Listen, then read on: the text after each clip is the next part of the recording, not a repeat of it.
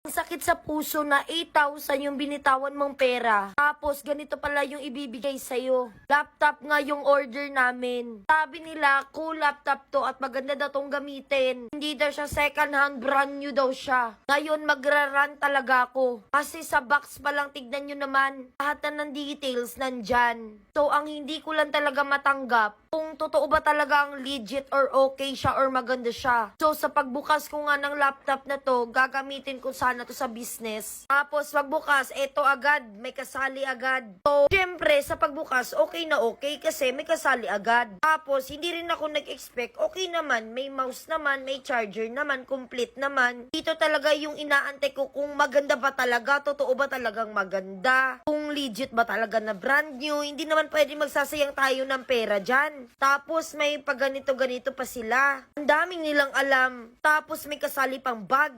Ay nako, grabe sinuli talaga para masabihang maganda. So eto na yung laptop, pinapalabas na. Tapos dito ko na talaga nalaman kung ano talaga yung totoo sa camera or sa personal na makita mo. Palabas pa nga lang nagtataka na ako. Nagtataka ako kung bakit ba 8,000 lang tong laptop na to. Grabe, sa 8,000 pesos mo may ganito ko ng laptop. Naku, tama nga sila na sobrang ganda niya. Hindi ko talaga in-expect available dito sa Yellow Basket ko.